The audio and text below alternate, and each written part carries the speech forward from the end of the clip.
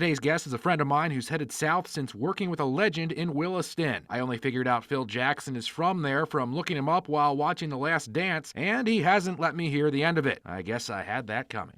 Joining me now, it's a blast from the past. He's not that old, but he is a former Williston television news anchor from KUMV. It's Nick Amatangelo. So first of all, thanks for doing this, Nick. First of all, when we think Williston TV. Obviously, we think you, but another name we think of right away is, of course, the man, the legend, Jon Cole, the awesome sportscaster they have out there. What was your experience like working with a guy like that? I mean, let's be honest. Asking what it's like working with Jon Cole is like asking what it's like to watch Picasso paint. What's it like to watch Jordan with the ball? What's it like with Gretzky with the puck? What's it like with Tiger Woods on the 16th green of Augusta? There's nothing that you really compare it to. He is just the class of sports broadcasting in North Dakota, and just a great guy, him and I would have long conversations. He was a wealth of knowledge, a wealth of advice, and honestly, I certainly would not have been able to be nearly as successful without Jon's help and without his advice and without his tutelage. So I was really thankful and really, grateful for his help. For sure. And, the Williston gym is named Jon Cole Gymnasium nowadays. And the closest thing for guys like us for that is maybe just having the writing on the wall. But he's got his gym and legacy cemented. So when you look back at your time in Williston and North Dakota, what are some of the best memories that you've had here?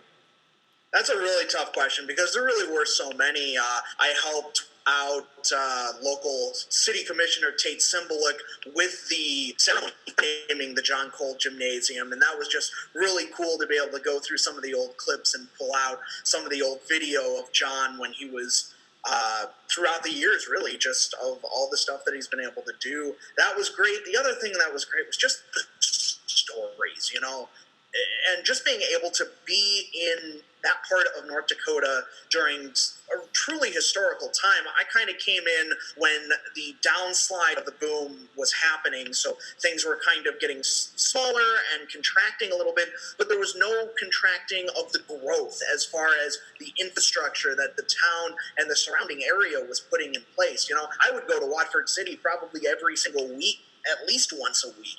It was always something going on down there, and certainly plenty going on in Williston. I mean, there was new hospitals being built, new schools being built. I saw 2 brand new high schools being opened in the 2.5 years I was there, and that's remarkable. And from what I've heard, they're already dealing with capacity issues just because even though the price of oil has kind of fluctuated over the last 2, 4, 5 years, the growth hasn't stopped, which is really great to see. For sure. Now, to your first point of being even a part of Jon Cole's ceremony, obviously you saw day in and day out of how he earned an honor like that, and it had to be a surreal feeling for you, like seeing all the community together in that moment, honoring this guy that you saw every day. Williston's an amazing place. There are some truly phenomenal people out there, and it was great that for as short a time as I was there, I got to be part of it. It was just a wonderful experience, and there's, like I said, phenomenal people, and it was great to meet them, to be able to tell their stories, and to be a part of it. Of course, enjoy your time definitely in Williston. What are you up to right now? Since I left Williston, I've been down in Omaha, Nebraska. Stepped away from the anchor desk, and I've been kind of doing some general assignment reporting, which I am absolutely happy to do, and I really have been enjoying it. Omaha is a really cool town. It's a little bit bigger than Williston was, so that's kind of nice to experience that as kind of a reporter now and kind of integrate myself in a new culture and learn new traditions and styles and whatnot of Nebraska, and it's a lot of fun. What's it been like just searching for the stories in the community between Williston in a leading anchor role and then just the assignment responsibility you have now? Well, the thing that kind of worked in my favor in Williston was that I was kind of one of the only reporters out there. Obviously there was always a second reporter at KUMV, and then there was a reporter with KX. But for the most part, it was free reign. We had a large geographical area that we could kind of go out and meet and tell the story of, versus here, a lot of it is focused on Omaha simply because it is such a big city. I mean, the metro area is approaching 1 million people, which is pretty big. And I think the biggest thing has been the competition within our own newscast, within our own news department, because all of a sudden there's 10, 15 phenomenal reporters that I get to work with that I have to try to, stake my claim and separate myself from, to try to, be able to tell a good story. Right. Now, when you think Omaha and you think sports, everybody from everywhere has got to be thinking the College World Series every summer. Got to visit you the one time, and it was a blast at the College World Series. Now, how do you compare going to a big-time college baseball game, because it's not always like the first major sports thing that people might think about going to some of the other major events that you've been to as a fan or maybe even professionally? Well, I mean, it is truly second to none, just because the culture and the event itself surrounding the games. Like, you go to a football game, and that's great. You have some tailgating, you watch the game, it's a good time, whatever. College World Series is truly 2 weeks of nonstop fun. Everywhere you go, there's people. And the thing is, since it's such a big draw, there's so many people that come from so many different places. There are people that book their tickets and book their seats a year plus in advance. They don't even know if their team's going to make it or not, but they still book the ticket so that they can be ready to be able to come out here and enjoy the time, because it's truly a second to none athletic experience. For sure. Now, when you talk about second to none, talking about maybe some comparisons between TD Ameritrade Park, it's a relatively new stadium in the grand scheme of like a stadium's lifetime. And in 2019, they had the Tigers and Royals playing there, a good heartland matchup for that part of the country. I mean, how comparable is a game at TD Ameritrade compared to the atmosphere of a major league game? Well, I think it was a little bit different simply because, when the Tigers and Royals came in, that was the first time that anything like that had happened at TD Ameritrade in Omaha. So it was a phenomenal experience. They sold out that game, which was great to see. I think the stadium's a little bit smaller than, say, a Wrigley Field or a Miller Park or some of those other stadiums out there. Yankee Stadium obviously comes to mind as a bigger park. The college baseball universe obviously centers on Omaha. How much do Omaha natives take to this added attention, just even with that tournament, as well as the Major League Baseball event that cropped up last year with Tigers Royals? I mean, it must be a proud moment for everybody down there. No question, and they took it in stride. Like the College World Series is one of the marquee events on Omaha's calendar every year. And 10 plus years ago, when it kind of became that Rosenblatt Stadium wasn't going to be able to continue to host the event, simply because it was just to that point where it wasn't feasible to keep using it. They made a concerted effort to make sure that, hey, we're going to build a stadium in Omaha that allows us to keep this event, and they weren't going to let it slip away. And why would they? It's a phenomenal time every year. They say like $75 million in economic impact every year. And so it's just truly one of the things that Omahans hang their hat on and say, hey, we get this. We get to showcase this. They had the draft scheduled this year in Omaha, and I honestly don't see it leaving here once it gets set up, because, Omahans like to come out, like to show support for it, and I'm sure they would come out for the draft. They've already canceled the World Series for this year, which is truly a heartbreaking thing, and, I think everyone here was heartbroken when they heard that, just crushing.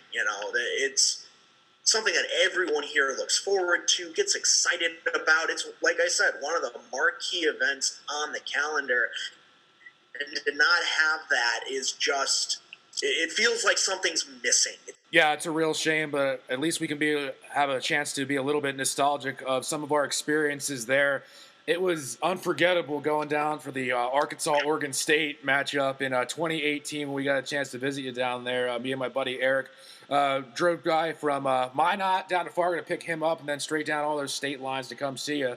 And how much did you feel for the Arkansas fans throughout? They were a lot of fun, but then the way things ended for them in game 2, a best out of 3, they're up 1-0, ninth inning, 2 outs. They have that foul pop up, which just lands barely in the dead zone. Would have won the championship, and then they go on to lose that game. Quick home run to rally the Beavers, and then Oregon State takes it in 3 games. Boy, that had to be tough for the Razorbacks. Oh, absolutely. And the thing that's great about the World Series is everyone that comes out here kind of latches onto a team and kind of follows them. Last year we saw Michigan where everyone was really excited that Michigan was making this deep run. They were the equivalent of a 16 seed making it all the way to the championship. It was kind of the same vibe that you saw with Arkansas 2 years ago, where that was the team that everyone in the town wanted to win and was pulling for. And when that ball just kind of dropped in between those 3 guys, it was just like a collective, audible gasp let out, like, did that just happen? And I think it just really took the wind out of the sails of the Razorbacks, and they really weren't able to recover. And then plus there was all that stuff going on with Oregon State. They had that pitcher that had some accusations against it. So the Razorbacks were really a likable team that really kind of got everyone excited about it. And it was just really kind of a shame for them that they weren't able to recover from that. But that's what makes sports sports. It's those come from behind victories. It's those, moments where the team that isn't supposed to win comes back and wins, or the team that is supposed to win, falters. And that's why you watch it, and that's why it's fun. It was really cool. And just I got to see the 3 games of the championship. And, it would have been one thing if they had just gotten swept by Vandy, because you could tell that Vandy was a class of its own, but Michigan had to go and win that first game. So it's like, oh, wait, they only got to make 1 game happen now, and they got 2 chances. Maybe they could make it happen, but, Vandy's just, again, a class of its own, and they proved that they got the grit and the determination. But you can't take away from Michigan's fantastic run, and it was really cool to watch them get to that point. Sounds like you were pulling for Arkansas one year and Michigan the next, that's for sure. I was going to ask you about the 2 fan bases when I was down there. Yep. Yeah, Arkansas and OSU. Why did it seem like Arkansas fans, they were sort of living in the moment a little bit in those home run area seats compared to OSU? It seemed like all the Beaver fans were in the box seats, the more expensive ones. Feels like they had more on the line if they would have lost. I thought they were pent up a little bit. Yeah, well, I think a lot of it goes to the fact that, Oregon State's one of those kind of marquee programs in college baseball. You see them coming in and year out, just like you'd see like a Kentucky or a Kansas in college basketball. They expect this, especially going up against a team like Arkansas that doesn't necessarily make it every year. So they were certainly excited to get this team out of left field that makes an improbable, incredible run, and you always want to root for the underdog. So it kind of reminds me exactly like even this down to the stadium setup where all the cheap seats were Arkansas, the big timers were the OSU fans. When I went to the Maryland-Kentucky men's basketball game at the Barclays Center, I don't know if you remember this. It was an early season game. It was Alex Len against Nerlens Noel, and Nerlens Noel had all of the hype. You had Papa John running everywhere. He decided to root for UK that night because you've always seen him just front running whatever Kentucky team's good, either UK or Louisville. So where I was at, I was doing like the student play-by-play, and they have you on like the middle concourse looking down. So below is all the Kentucky fans that are well-to-do to get those awesome seats for the game. And it went down to the wire, and Kentucky just barely wins it. And then up on the top, it's all the Maryland fans with the student sections that are getting in there to make a student section. And it was so rowdy. It was like they were all – Maryland fans have a little bit of a reputation, so to speak. And the way they rained down in that stadium just drowned out – just ask Matt. Yeah, a couple questions there.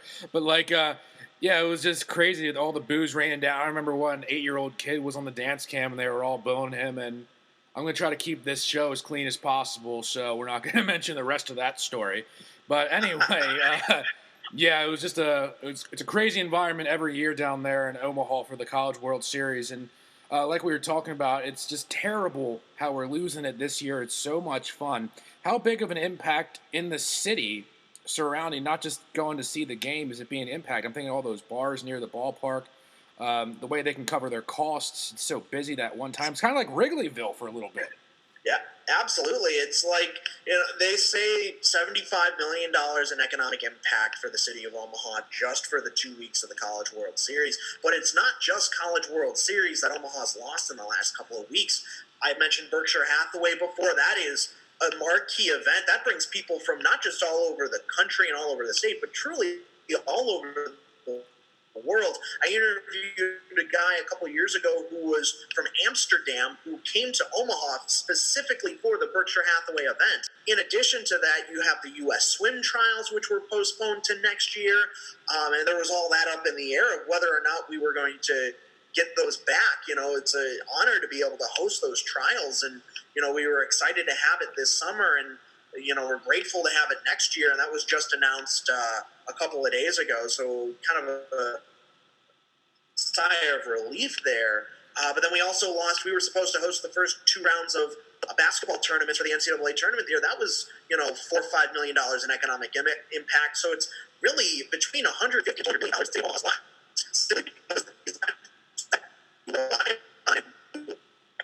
for every year aren't coming back. And so that's a really tough pill for a lot of people here to swallow.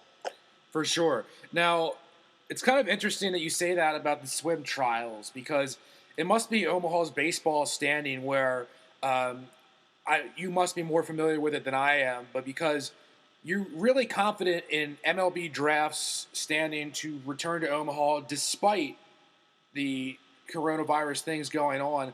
But what makes you feel differently about swim trials versus the Major League Baseball draft? Well, I think that any athletic event that chooses to come here will stay here because it is truly a second to none experience, and Omaha really likes to come out and show their sport things.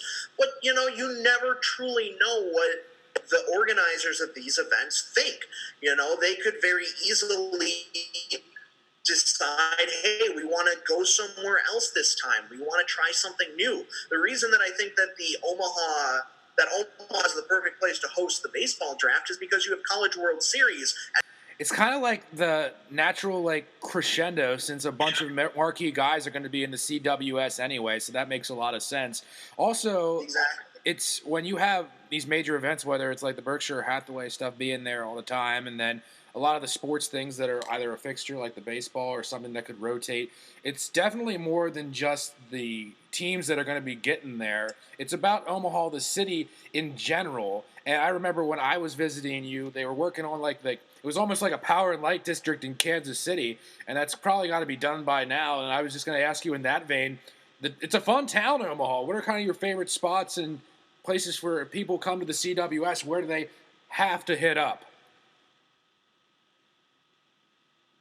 Well, that's one of the coolest things about Omaha is that it's kind of a series of neighborhoods. Then you can kind of get outside of the city or outside of downtown area, and there's these just little boroughs, these places where you can go that have some great bars and some great scenes to kind of check out. There's Benson, there's Blackstone, there's Dundee, there's Midtown, and the list just kind of goes on and on and on. There's plenty of places out west in Westo, so you really can't go wrong. You mentioned the downtown district that they're building, and Capitol District is great. It's right on Capitol Street, across the street from the CHI Health Center, which is where Creighton plays their basketball games. That's where they host the tournaments. And like you said, they are working on kind of trying to create that into a self-contained entertainment district. They're still constructing it. They're still kind of working on the second phase of it. But, I've gone down there plenty of times, and it's really a lot of fun. They got a patio area where they can put stuff on the big screens, and you can bet that they had College World Series games on there. When we host the tournaments, they put tournaments games on there. So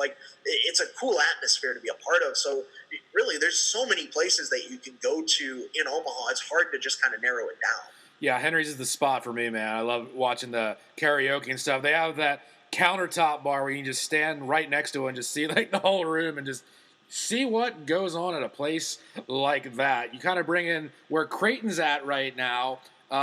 Up here in Minot, it's the one college town at MSU. You guys have UNO and Creighton right there. What's maybe kind of the maybe rivalry, bragging right aspect, and who you got when it comes to hanging out with UNO or Creighton? We have, before you answer, you got to be careful a little bit because Minot's Mason Morelli played down there at UNO But I always like watching Creighton in March Madness, so I have no idea.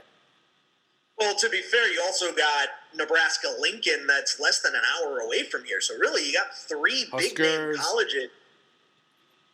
And it's great. It's so much fun. And that's the thing, like, each school is good at something. So, right now, obviously, Nebraska football's had kind of a rough couple of years, but they've got Scott Frost. They've made a lot of changes in their department, in their organization, and you can see the transformation trying to happen. I think in the next 2 to 3 years, you'll really be saying Nebraska's back when it comes to football.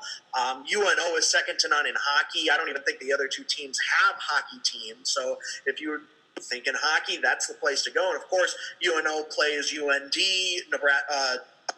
NDSU in a lot of those competitions, so it's a lot of fun to kind of have those tie-ins where the team that I'm living next to now is playing the teams that I lived by when I was up in North Dakota. And then of course Creighton basketball is, Big East basketball. You got Big East basketball, you got Big Ten football, you got North Dakota State and UND and the hockey teams coming to play UNO. One thing they don't have right now is truly a professional sports league. But I think that when a team decides to come here, that you'll be surprised at how well Omaha can support it. I'm surprised that there's no minor team in TD, or is there? Because that There's would be not in TD Ameritrade. We do have a minor league team out here. It's the Omaha Storm Chasers. They play out in Sarpy County, which is the county south of where Omaha is, and it's a lot of fun. I've been out to a couple of those games out there. It's a really cool venue, and it's great baseball. I saw Chris Bryant when he was with the Iowa Cubs making a rehab start, so it was cool to be able to be on the same field as or be at a game where you'd be seeing true MLB players. And the year that we went down for 2018 CWS, that was right when Frost got into it. They were heading into his first year, I believe. And it was so funny. We were going everywhere we go to ask, what's your take on this Scott Frost? He's like the son, right? Huh? And it got until the very last day of the trip. We have 20 people saying how jacked up they are to have him around. And the very last one, we're like, oh, man, all these homers, I can't stand it. He's got to do something here. I'm really nervous about how this team's going to do. So I guess one person had some sense on that one at the early part of the Scott Frost era, but I think he has a chance to turn things around, that's for sure, right? Well, even when he was making his introductory press conferences in that first kind of couple of months, he was like, this is not going to happen overnight. He realized that the success that he had at UCF was, while it was great and everything, and it kind of taught him a lot about coaching, but this is Big Ten football. You're not going to turn a program around in 2 years at a place like Nebraska the way you do at a UCF. So there was a lot of improvement year 2 over year 1, and I think you're going to see a lot of improvement year 3 over year 2. He's still got to get his guys in. Adrian Martinez has kind of been up and down, but then they've got McCaffrey, Christian McCaffrey's younger brother, just friggin' royalty, playing for the team. So no, exactly. Remember when Harbaugh came back to Michigan and everyone was like, oh my gosh, the prodigal son returns? That was Scott Frost coming back to Nebraska, and how excited people were. Where do you think the sticking point is for Nebraska fans when it comes to Frost? Because Harbaugh was the son when he got hired, but the sticking point with him obviously has been playing and losing to Ohio State. What is the sticking point for a Nebraska coach in this era when they're not like the powerhouse of the 90s? Well, I think fans need to be a little bit more patient. Last year when Nebraska lost to Iowa, I got a phone call from a guy saying that Nebraska needs to take a page out of Creighton's playbook and dissolve the football team. He still has to get his guys in there. So you have Michigan, you have Ohio State, you have Michigan State. Even Illinois looked pretty good last year. It's a gauntlet, rather, and you got to be able to fight your way through them. And so to expect Frost to be able to do that year 1 and year 2, that's a tough pill to swallow. So, give the man some time, let him get his pieces in, then we can talk about who can't he beat. Let him put his program together before trying to judge him on it. For sure. I didn't know, for those minority fans that are giving him way too much grief, that, a pitchfork isn't an instrument to husk corn. But, whatever, what are you going to do? We'll leave that for the Omaha sports radio stations that are out of our range up here in North Dakota, the Peace Garden State. where we don't really have to worry about football dominance, I suppose. But what are you going to do? And it was an awesome experience to see the College World Series with you the other couple of years. But Eric and I, we didn't have anything really invested in the teams. We had a good time invested. But you went to Loyola-Chicago, and that was one of the incredible Cinderella runs recently in college basketball. And you committed, man. You went to all those games in the postseason. How crazy was it going to all those different March Madness games? And how did the planning go? How pricey were the tickets? And have you paid your credit card bill yet? Well, yes, I have paid off my credit card bill, but that was probably one of the most expensive months I've ever had on when it comes to that. But I mean, every second of it was worth it.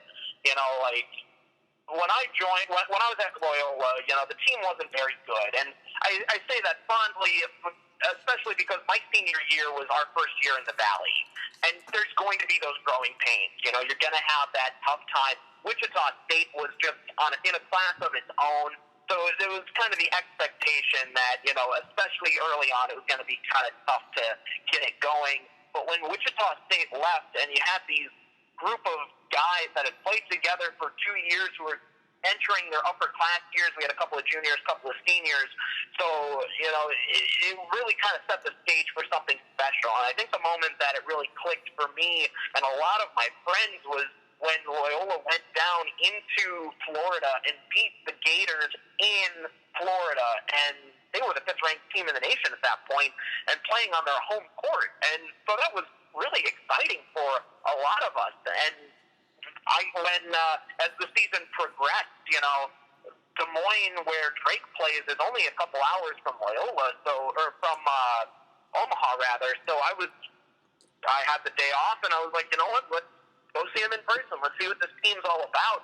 And it was supposed to be a really good matchup. You know, they were kind of 1-2 in the Valley at the time, Drake and Loyola. So it was going to be one of the better matchups of the year. So, you know, I figured, why not? And I was shocked. You know, Loyola not only won, they ran them off the court. They ran the fans out of the stadium. They won by 25-plus points. And it was really exciting, you know. I'd never seen Loyola play basketball like that. You know, they passed better than I'd ever seen. They rebounded better than I'd ever seen. And so it was like, you know what? Maybe this team could make some noise. And so, you know, as the season kind of went on and it's coming up to the conference tournament, it's like, you know, we got to go. So a lot of my friends were like, we got to go see this team. You know, this may be their chance to win the Arch Madness tournament for the first time ever. And, you know, it was, you know, I was working all time, so I was really able to kind of pull those strings with my schedule. And, you know, St. Louis is only 6 hours from Omaha, so it was an easy drive. Just hopped in the car and went and watched basketball. And it was unbelievable to watch them win. And so we thought that was kind of the end of it, you know, like, yeah, maybe they're going to go to the tournament. Maybe they'll get an upset in the first round, and that'll be that. But then they beat Miami. And then they beat Tennessee. And then they beat Nevada. And not only did they win these games, they won them by, like, the slimmest of margins. It was like crunch time every day. You say again? It was like crunch time every day. Oh, it was. And every day, the thing that made it so special was that every game it was somebody else stepping up to make that clutch shot. Dante Ingram, it was Marquise Towns, it was Clayton Custer, and it was thrilling to watch, and, you know, heart in your throat every game, but, you know, they came away with it. It was like, this is unbelievable to watch it. So when they beat Nevada, it was like, I've got Saturday off, they're playing Saturday, I got to go check them out. Hopped a flight to Atlanta, bought last-second flight, was able to watch them, and not only did they beat Kansas State, they blew the doors off of them. You know, they won by 20 points, I think it was. Mm-hmm. And I just still get chills thinking of the chanting, you know, Final Four, Final Four, Final Four. It's like, this is Loyola. This isn't, you know, Kansas or Kentucky where you expect to see that every year. This is Loyola-Chicago. What is going on? Say again? What is going on? Exactly. This isn't supposed to happen. The 11 seed isn't supposed to be in the Final Four, but here we were. And I booked my flight to San Antonio that day. and I had absolutely zero regrets of it. It was one of the most exciting times of my life, to be honest with you. And I know that sounds a little hokey because I graduated several years before, but I mean, like, come on, like, it's your team in the Final Four. How often does that happen? So it was not even a question when, the opportunity came up to go watch him play. You can't really beat it because, I mean, even the most honest Loyola fan is never going to say at the outset, like, okay, we'll see you guys in the Final Four. And right. not only... And not just make the Final Four. They're going to take Michigan toe-to-toe for 30 minutes. They had a 10-point lead on Michigan with 10 to play. And, that was kind of where Michigan kind of showed who they are and kind of dug deep, and Loyola just kind of ran out of gas. But, there was nothing that said that Loyola couldn't win that game. And you're a Michigan guy, too, and there is no way in 100 years you would think, man, am I ever going to have to draw the line between my fandom between the Wolverines and Loyola-Chicago? But there you are, and you're in person for it. I know. Well, my dad went to Michigan, and my whole side of the family lives in Michigan. So I've always gravitated towards that school. And so when it was my school against my dad's school, it was, like, unbelievable. And it was just a huge event. It was just second to none. I know Loyola didn't win it, but, in a lot of ways, people remember that more than they remember Villanova winning it all. And how I kind of try to relate, obviously March Madness didn't happen this year, but when you see an upset like what Loyola had to Florida, when that happens, you think, oh boy, terrible loss for the good team, the highly ranked team, and you consider the other team to just be going away, and that was their moment in the sun here. And in this year in college basketball, there were so many upsets during the regular season where everybody was so geared up to be like, how on earth am I ever going to fill out my bracket in history?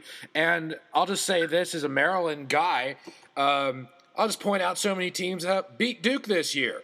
So, I mean, it was crazy. Kentucky lost to Evansville, and Evansville didn't win a game in the Valley this year. Now, granted, they had some stuff going on with their coach and whatnot, but still, like, how do you beat Kentucky and then not win a game in conference? Yeah, I don't know. It was bonkers, and it's too bad we didn't get to see the end of it, but you can still look at a season like this with fondness, I suppose. And as you kind of circle back to Chicago, of course, got to be home whether it's Loyola or otherwise. In baseball, switching gears, how do you end up being the White Sox fan, and how much do you hate the Cubs every day? There's that perception that because I'm a White Sox fan, I have to hate the Cubs. But I don't, It's still Chicago. If the Cubs win the World Series, it's Chicago winning a World Series. If the White Sox win the World Series, it's still Chicago winning the World Series. So, I'm more of a city guy. I'll completely admit that I was rooting hard for the Cubs in 16, and obviously I was rooting for the White Sox in 05.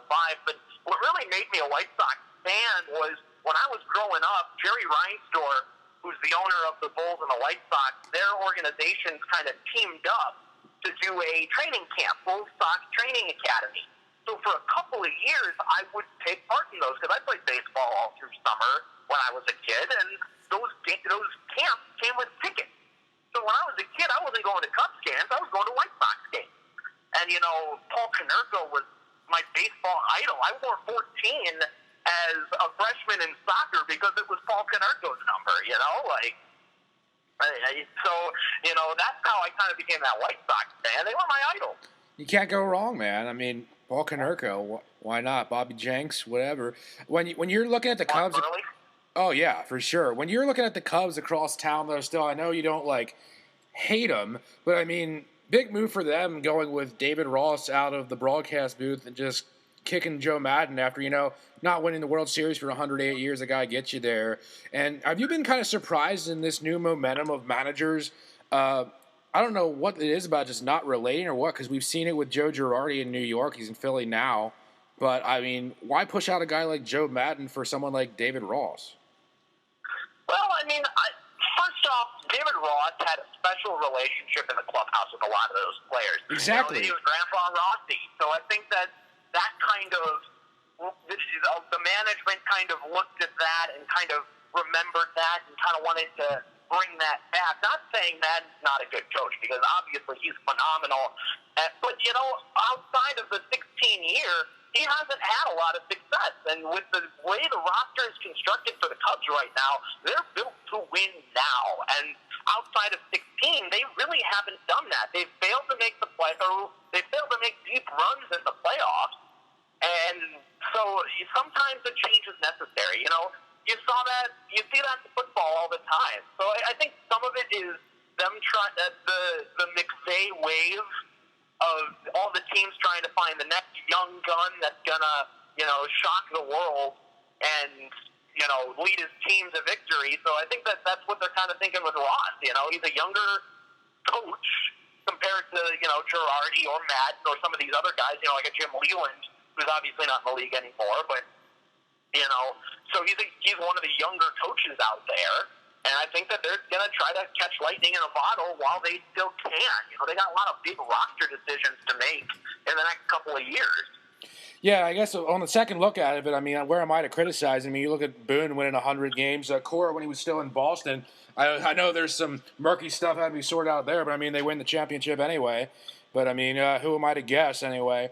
The thing about the White Sox is there's kind of some renewed optimism right now with the young players and the way that they've been able to lock up guys like Moncada right now and get some good role guys. Where do you see them blossoming hopefully this year or next, whether you're playing baseball or not?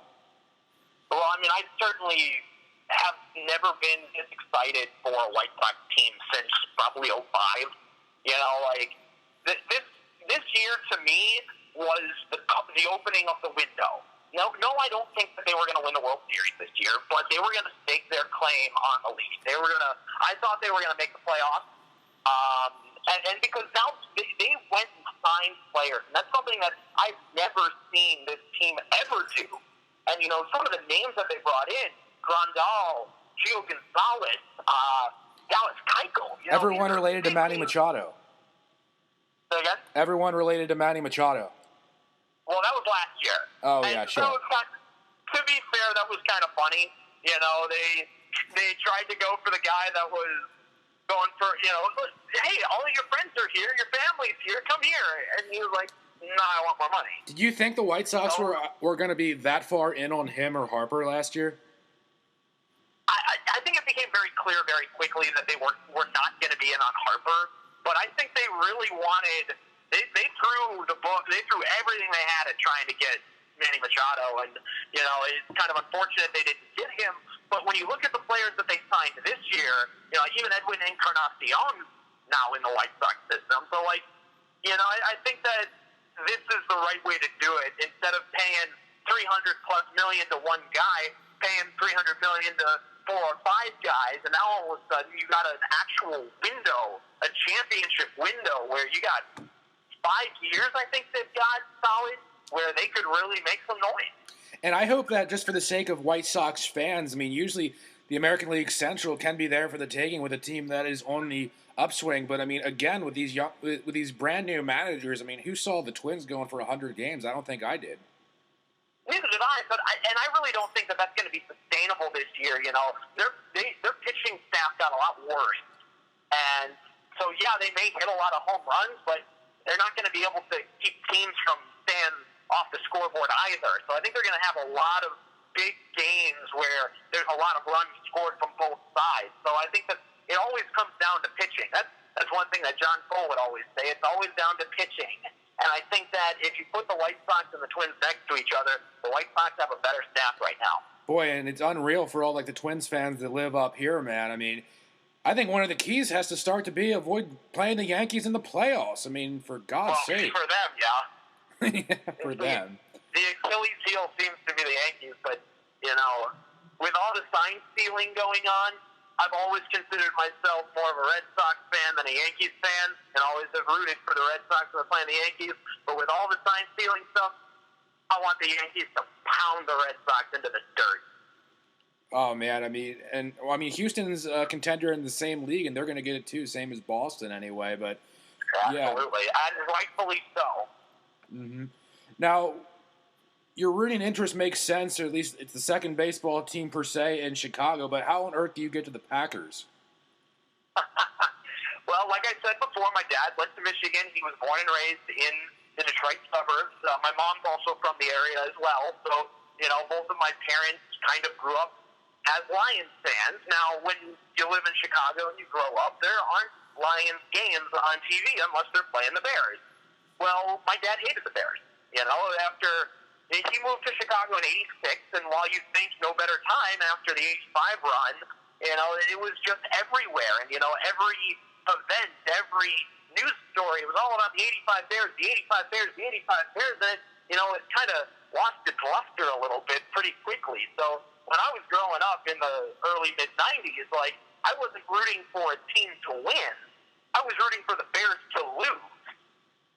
Well, obviously that can only take you so far. So, 7-year-old me was like, oh, well, I don't want to root for a team that's purple, and Brett Favre's pretty cool, so I guess I'll be a Packers fan. And you've been able to rub it in the face of so many Bears fans right next to you for years, whether you've been in Chicago or, hanging out with Garrick Hodge up here in Minot, and that has to be such a joy for you. And I like the Bears too, darn it. Well, to be fair, Bears fans have gotten their share of revenge over the years as well. Look no further than the 2018 year when, in a turnaround of the recent trends, the Bears actually eliminated the Packers from the playoffs when the Bears went on their division-winning run. So as much as I've been able to get shots in on my Bear fans' friends, they've been able to get shots in on me too. But that's what makes the rivalry fun, those moments where you can kind of dig your friends and kind of be like, oh, well, tell me about this, or how about that team, or how about that play? I can't tell you the amount of times that I've, sent a double doink GIF or video or, just the word doink to, some of my Bear fans' friends and get them riled up, and it's a blast. At least you're giving them credit and calling it a run that year instead of just a fluke, so, that'll work. Something else, obviously, we unfortunately have to keep circling back to the uncertainty of COVID-19 and how it's affected sports. I'm curious to get your opinion. Does Chicago possibly have the most to lose from pro leagues going right to the playoffs, just across the board with respect to there's some Chicago teams that are sort of on the bubble right now. And conversely, I'm from close to Philadelphia, and it looks like the Flyers, that might help them just hold on to something, obviously, because, their division is just so good, and the Sixers are in a tailspin, and I would want them to avoid the Bucks at all costs. So, from your perspective, what kind of market has the most to lose, just performance team-wise, like they're just going to be screwed out of the playoffs because they can't play any more regular season games? Well, as far as the two teams that are still playing, the Blackhawks and the Bulls? Yeah. Well, that's a tough one because technically the Bulls are in playoff contention. Now, granted, even if they were to make it, they're not going to go anywhere. They're going to be a nice 4-game sweep for the Bucks or whoever team ends up getting the number 1 seed. So the one that's the sad one to me is the Blackhawks because they've been kind of up and down, and yeah, they're still, I think they were 6 or 8 points out of the playoffs, so they did have some distance to make up, but they still weren't out of it yet. They just had that ability to kind of catch fire and string 4, 5, 6 games together that they win or, lose in overtime so they still get the point, So I think out of those two teams, the Blackhawks would stand more to lose than the Bulls because everybody knew the Bulls weren't going anywhere. And we're more excited about, the fact that Garpax is gone than anything the Bulls were doing this year. And the fact that just, nobody really expected the Bulls to be in any kind of picture. So an outside shot probably is a benefit. And you just see the team that's been the modern dynasty in Chicago with the Blackhawks. So exactly. For sure. And there was one other take that our friend Garrick searched with was the college football in the summer theory because worries about the virus maybe coming back in the fall time. How on earth is that even possible between having an early regular season going into a college football playoff and bowl season? That would be the worst, longest wait ever. I don't really see that happening. Do you? No, not at all. It's not feasible. And I understand you have to explore all options. Pro baseball, pro football, pro basketball, they're all doing the same thing. They're looking at their options. And sure, you can put these things on the table, but at the end of the day, you have to do what makes sense. And I'm sorry, it doesn't make sense to be playing college football games in the SEC in the July sweltering heat. And it also doesn't make sense to postpone it further into the season, and then you're playing games in the snow in, the Midwest. Well, the thing is, I mean, it would just be terrible, like, even if they come back and they wouldn't be able to have fans. I just couldn't even imagine that. I mean, spring games have fans, and they're just ho-hum anyway. And just across the board, we've talked about, like, either whether it was down in Omaha or just the macro professional and major college level, I don't know any kind of scenario in history or something that could possibly happen that has just thrown the sports world to a complete off its axis, man, than what's happened. No, you're absolutely correct. The closest thing that I can think of is World War II. But even World War II was still able to maintain some consistency with some leagues. They brought up kind of minor league players or older players, or you know what I mean. But this is truly unprecedented, and I mean, I would not be shocked if we don't get a basketball champion, an NBA champion. I wouldn't be shocked if we didn't get a hockey championship this year, simply because they want the league owners have said we want to maintain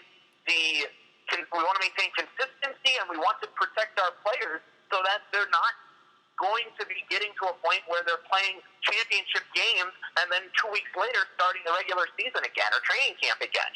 It's so corruptible. I mean, say again? You can't corrupt like the next year, I think, is most people's perspective.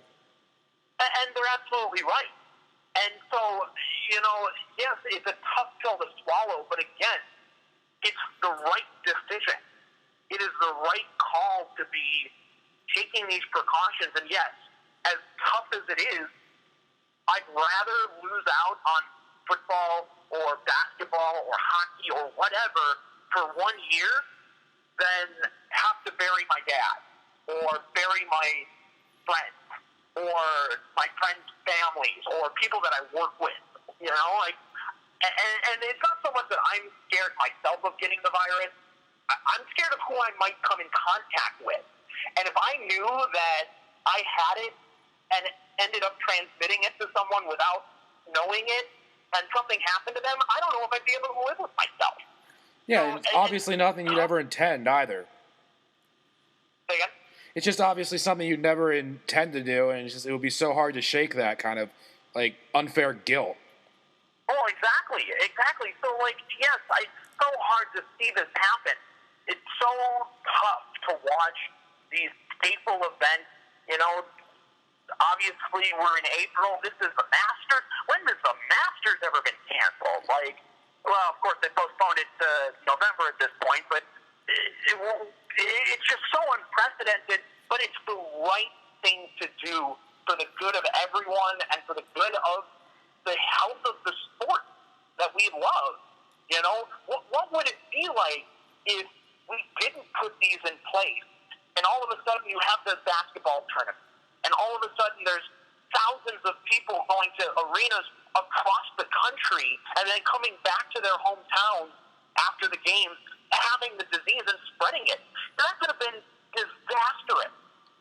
100%. Like right now, locally, we're talking about golf courses trying to safely open up here, and they're definitely having to take their measures here. And it's obviously a fluid situation, not only with the weather out of the North Dakota winter season, but whatever we're supposed to expect from the leadership team making the kind of social distancing decisions around here. But one silver lining thing that I've heard from golfers personally has obviously Augusta has kept so immaculately well that it will be kind of interesting and compelling to see how the course both plays and even looks as like the golf heaven that it is in the fall time.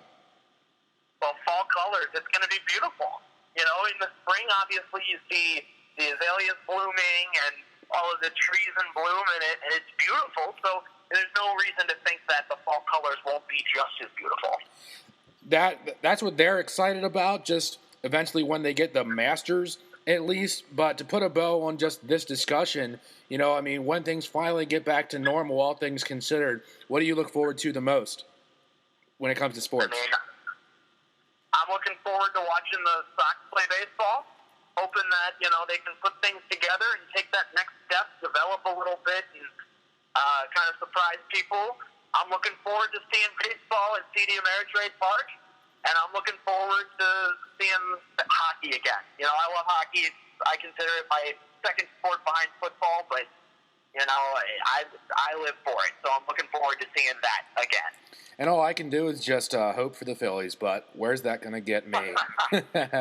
All right, Nick. Well, yeah. All right, Nick. Well, thank you for hopping on, man, and till next time, brother.